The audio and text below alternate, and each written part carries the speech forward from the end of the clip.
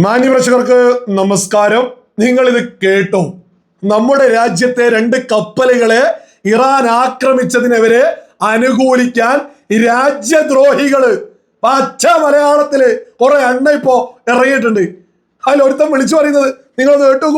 ഇബിലീസിന് എന്ത് നരകം, ഇറാനിന് എന്ത് ഇന്ത്യ ഒന്നിന്. നിങ്ങൾ കേട്ടില്ലേ?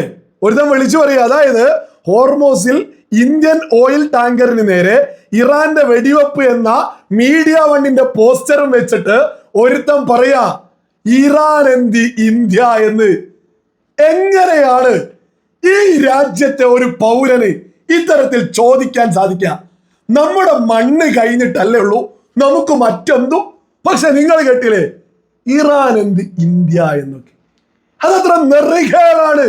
ഇത്തരം ആളുകളാണ് നമ്മുടെ നാടിന്റെ അപകടം. ഇത്തരം ആളുകളെയൊക്കെ ചവിട്ടി പുറത്താക്കണം രാജ്യത്ത് നിന്ന്. ഇത്തരം ചില ആളുകളൊക്കെ പുറം രാജ്യങ്ങളിൽ നിന്നാണ് ഇത്തരം വീഡിയോസുകളൊക്കെ ഇറക്കുക. പക്ഷെ ഇവർ മനസ്സിലാക്കാത്തത് എന്താ? ഇവരുടെ പ്രിയപ്പെട്ടവര് ഈ രാജ്യത്തിന്റെ സുരക്ഷയിലാണ് മുന്നോട്ട് പോകുന്നത് എന്ന്. നമ്മുടെ പതാക വഹിച്ച 2 കപ്പലുകളെ ആക്രമിക്കുമ്പോ എങ്ങനെയാണ് ഇത്തരം നെറികെട്ട ആളുകൾക്ക് ഇത്തരം ചോദ്യം ചോദിക്കാൻ തോന്നുന്നത്? ഇതൊക്കെ മത തീവ്രവാദം തലക്ക് പിടിച്ചാലേ ഇത്തരം ചോദ്യം ചോദിക്കാൻ സാധിക്കൂ. തുടർന്ന് നോക്കാം. അവിടെ ഹോർമൂസില് ഇന്ത്യന്റെ 2 കപ്പലാണ് ഇന്നലെ ഇറാന് പരക്ക ടക്കടക്കേന്ന് വെടിവെച്ചത്. അപ്പൊ തന്നെ ഇന്ത്യയുടെ കപ്പല് യൂട്ടേൺ അടിച്ച് തിരിച്ചുപോയി. നിങ്ങൾ കേട്ടില്ലേ? സ്വന്തം രാജ്യത്തിന്റെ കപ്പല് തിരിഞ്ഞോടി ടക്ക ടക്ക ടക്ക. എങ്ങനെയാണ് ഈ മണ്ണിനോട് കൂറുള്ള ഒരാൾക്ക് ഇതുപോലെയൊക്കെ വിളിച്ചു പറയാൻ സാധിക്കുക? സ്വന്തം മണ്ണിനെതിരെയല്ലേ പ്രവർത്തിക്കുന്നത്? ഇയാളൊക്കെ പുറത്തൊക്കെ ആണെങ്കിൽ നമ്മുടെ രാജ്യത്തിനെതിരെ എന്തെങ്കിലുമൊക്കെ ആസൂത്രണം ചെയ്തിട്ടുണ്ടോ എന്ന് പോലും നമ്മുടെ അന്വേഷണ ഏജൻസികളൊക്കെ അന്വേഷിക്കണം. തുടർന്ന് നോക്കാം.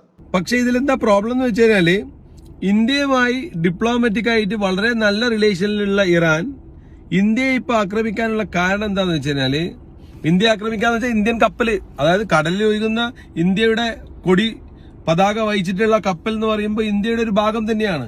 അതിനെ ഇറാൻ ആക്രമിക്കുക എന്ന് പറഞ്ഞാൽ വലിയൊരു തെറ്റ് തന്നെയാണ് ഇറാൻ ചെയ്തത്.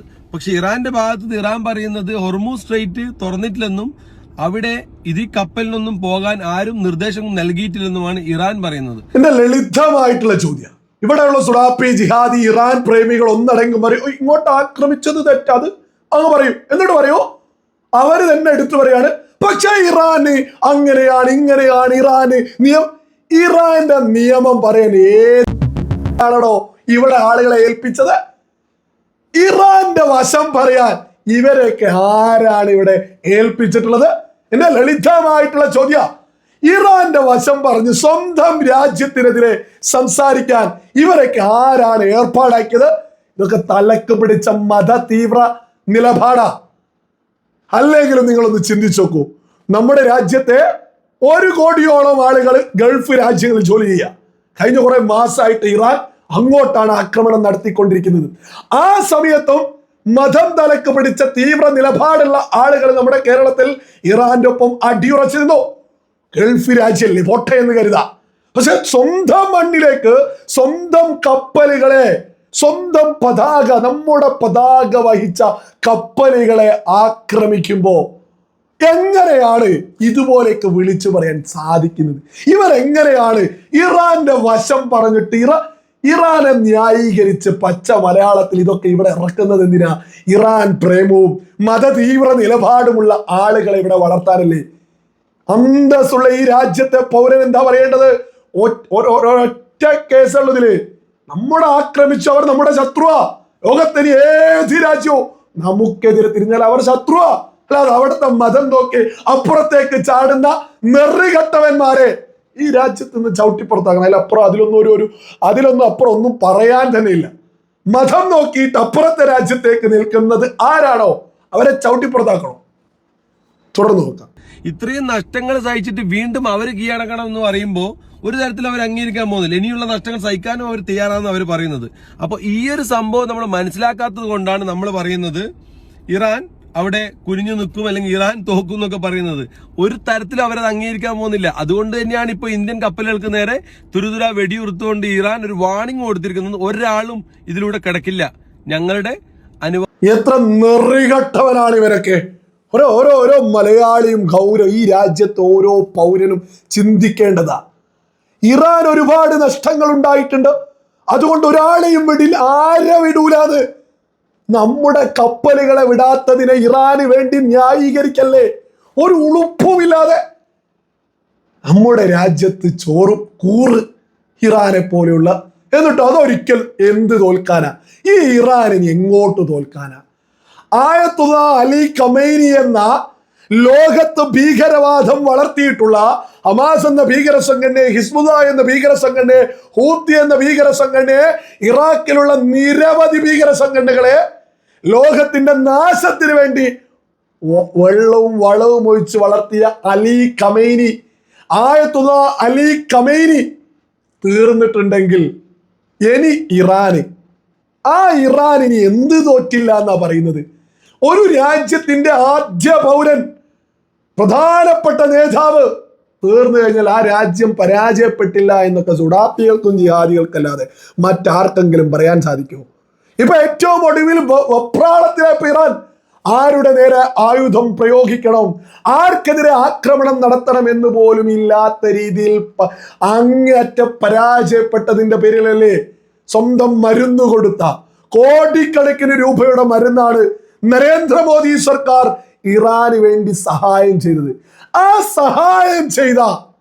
സഹായം വാങ്ങിയിട്ടാണ് നെറികെട്ട ഇറാൻ എന്താ ചെയ്തിട്ടുള്ളത്? ഓരോ മലയാളികളും ചിന്തിക്കണം. നമ്മുടെ രാജ്യം കോടിക്കണക്കിന് രൂപയുടെ സഹായം ഇറാന് കൊടുത്തിട്ടും ആ സഹായം കൊടുത്തവരെയാണ് തിരിഞ്ഞ് ഇറാൻ കുത്തിയിട്ടുള്ളത്. ആ ഇറാനെതിരെ സംസാരിക്കുന്നതിന് പകരം ഇറാൻ അങ്ങനെ അങ്ങനെ എന്നൊക്കെ പറഞ്ഞ് ഇറാന്റെ വശം പറയാൻ ഇവിടെ എത്ര ആളുകളാ.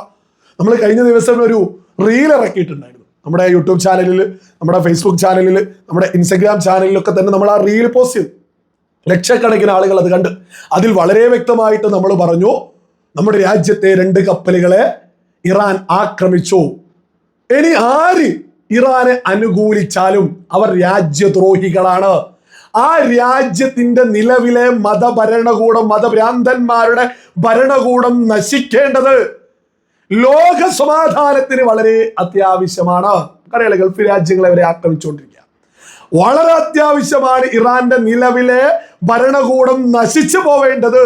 ഇനി ആര് ഇറാനെ അനുകൂലിച്ചാലും അവർ രാജ്യദ്രോഹികളാണ്. അവരെ ഈ രാജ്യത്ത് നിന്ന് ചവിട്ടിപ്പുറത്താക്കണമെന്ന് നമ്മളൊരു റീൽ ഇറക്കിയപ്പോഴേക്ക് അതിനെതിരെ വന്നത് ഇറാനികളാണ് എന്ന് നിങ്ങൾ ആരെങ്കിലും കരുതുന്നുണ്ടോ? മലയാളം പറയുന്ന ഒരുപാട് ഇറാനികൾ ചാടി വീണിട്ടുണ്ട്. ഒരുപാട് ആൾ എന്നെയാണ് തെറി വിളിക്കുന്നത്. ഒരുപാട് ആളുകൾ ഇറാനെ അനുകൂലിക്കുന്നു. നമ്മുടെ കേരളത്തിലൊക്കെ എന്തുമാതിരി ഇറാനികളാ. കഴിഞ്ഞ റീല് സകല ആളുകളും പോയിട്ട് ഇൻസ്റ്റഗ്രാമിലും ഫേസ്ബുക്കിലും യൂട്യൂബിലൊക്കെ തന്നെ ഒന്ന് പോയിട്ട് ആ റീലിലെ കമന്റ് ഒന്ന് വായിച്ചു നോക്കിയാൽ എന്തുമാതിരി ആളുകളാ ഇറാനികൾ നമ്മുടെ കേരളത്തിൽ മലയാളം പറയുന്നത് എന്ന്.